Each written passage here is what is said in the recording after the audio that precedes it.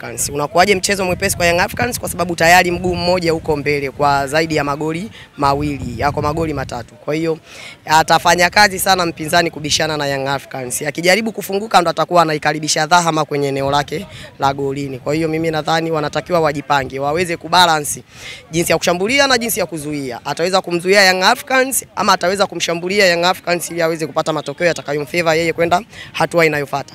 Matokeo pekee anayotakiwa kupata ili aweze kumtoa Young Africans ni magoli 4 mpaka 5.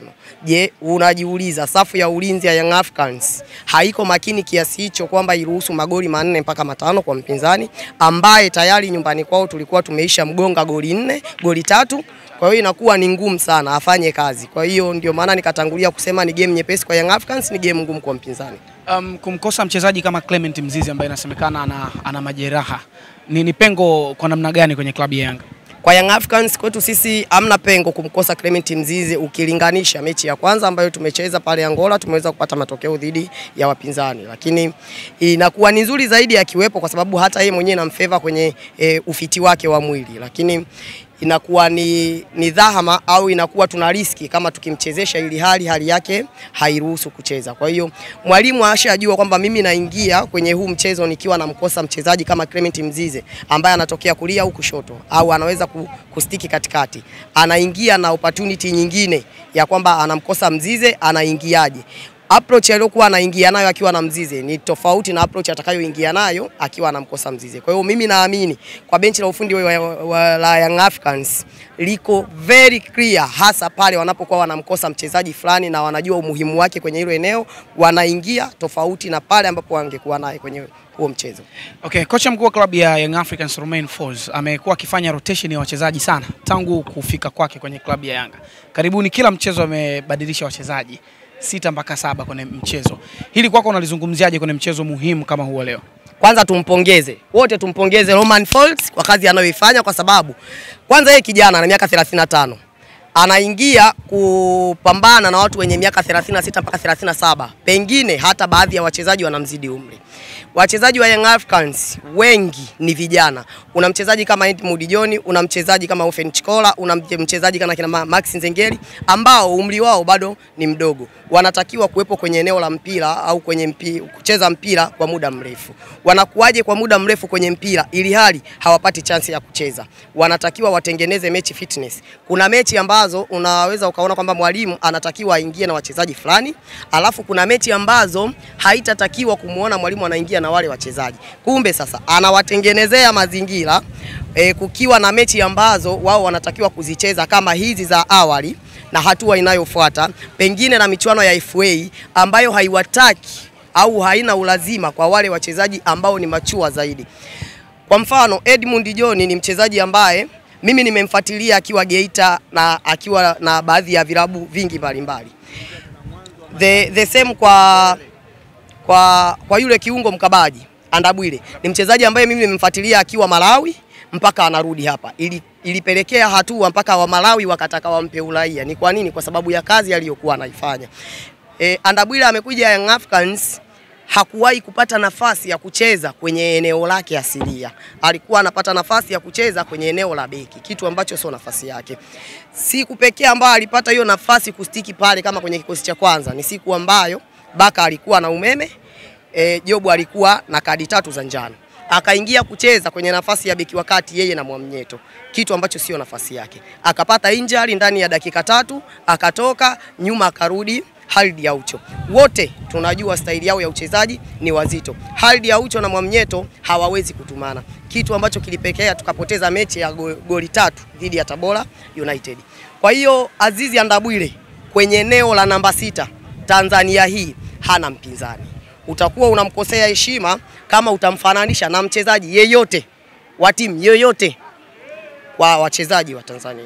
Kwa hiyo mimi nadhani kile kitendo anachokifanya Romain Folz kuchanganya wachezaji ni vile anaitafuta cream ili itakapotokea kuna mchezaji amepata injury asipitie wakati mgumu kumchezesha mchezaji fulani kwenye eneo fulani akiwa hana match fitness, akiwa hayuko fiti. Kitu ambacho tulikiona kwa wapinzani wetu Shomari Kapombe kacheza takriban misimu 7 mpaka 8 bila kupumzika. Siku amepata injury, walipitia wakati mgumu sana. Wamekaa na Kapombe takriban miezi 6 mpaka 7 hayupo uwanjani. Wakawa wana struggle, wanambadilisha Mwenda Duchu.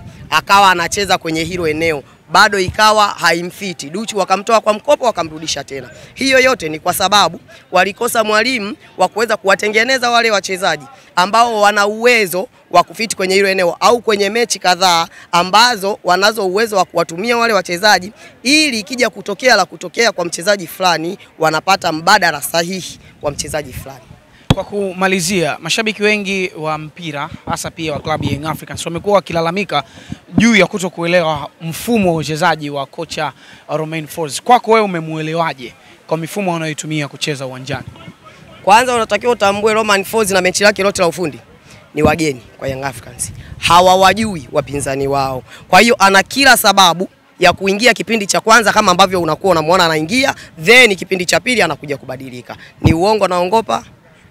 Sasa kama anaanza vile kwa kipindi cha kwanza, hata anacheza dabi ya Ngao ya Jamii, aliingia vile kipindi cha kwanza, Simba wakautawala mchezo. Kipindi cha pili Simba wameomba mpira uishe. Ni kwa nini? Ni kwa sababu asingeweza kuriski dhidi ya watu ambao hawajui, hajawahi kuwaona. Yeye na benchi lake ni wageni wote. Wachezaji baadhi ni wageni. Ndio maana kwenye mechi ya dabi uliona ameingia na wachezaji wote ambao walimaliza msimu uliokwisha. Lakini baada ya kipindi cha kwanza kutamatika, akawa ameisha wasoma wapinzani wake, akaingiza watu wake ambao wanaamini wanaweza kumpa matokeo, na wakafanya hivyo, wakaubadilisha mchezo.